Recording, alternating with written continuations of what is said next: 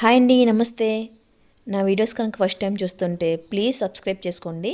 ఈరోజు నేను వచ్చి మేక తలకాయ కర్రీ అనేది ప్రిపేర్ చేశానండి. దీనికి ముందుగా కుక్కర్ అనేది తీసుకున్నాను. ఇది కొంచెం హీట్ అయిన తర్వాత దీంట్లో ఒక 4 టీ స్పూన్ల వరకు ఆయిల్ అనేది యాడ్ చేసుకున్నానండి. ఇది బాగా కాగిన తర్వాత దీంట్లో ఒక 2 యాలకులు, ఒక స్టార్ అండ్స్, 2 చెక్కలను కూడా యాడ్ చేసుకుని ఇవి కొంచెం ఫ్రై అయిన తర్వాత ఒక మీడియం సైజ్ ఆనియన్లు అనేవి ఇలా చిన్నగా కట్ చేసుకుని వీటిని కూడా యాడ్ చేసుకున్నానండి. మనకి ఆనియన్స్ ఎంత మంచిగా ఫ్రై అయితే మన కర్రీ అనేది అంత బాగుంటుందండి. వీటిని బాగా ఫ్రై చేసుకునే లోపు మనం ఈ తలకాయ అనేది శుభ్రంగా కడిగేసి 3-4 సార్లు పక్కకు పెట్టుకుందాం. తర్వాత ఇవి చక్కగా ఫ్రై అయిపోయాయండి. దీంట్లో 2 టీ స్పూన్ల వరకు అల్లం వెల్లుల్లి పేస్ట్ని కూడా యాడ్ చేసుకుని దీంట్లో ఉన్న పచ్చివాసన అంతా పోయేంత వరకు చక్కగా ఫ్రై చేసుకోండి.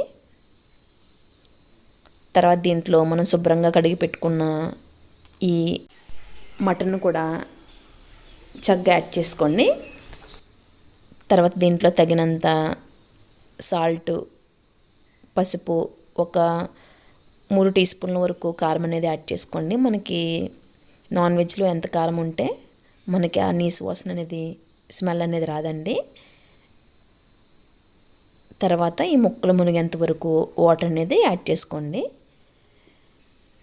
దీంట్లో మనకి మెదడు అనేది ఉంటుంది కదా, అది శుభ్రంగా కడిగి పెట్టుకుని పక్కన పెట్టుకున్న తర్వాత ఇలా మూత పెట్టుకోబోయే ముందు దీన్ని కూడా యాడ్ చేసుకుంటే మనకు అది విరగకుండా వస్తుందండి. చూడండి, చక్కగా కర్రీ అనేది ఉడికిపోయింది. ఒక 4 విజిల్స్ వచ్చేంత వరకు చేసుకున్నాం కదండి. ఇదిగోండి, చూడండి, మెదడు కూడా చక్కగా ఉడికిపోయింది. దీని ఒకసారి మళ్ళీ గ్యాస్ అనేది ఆన్ చేసిన తర్వాత 2 టీ స్పూన్ల ధనియాల పొడి, 2 టీ స్పూన్ల గరం మసాలాను కూడా యాడ్ చేసి కొత్తిమీరతో గార్నిష్ చేసుకుంటే మనకి చక్కని తలకాయ కర్రీ అనేది రెడీ. నా వీడియోస్ కనుక నచ్చితే ప్లీజ్ సబ్స్క్రైబ్, లైక్, షేర్ అండి.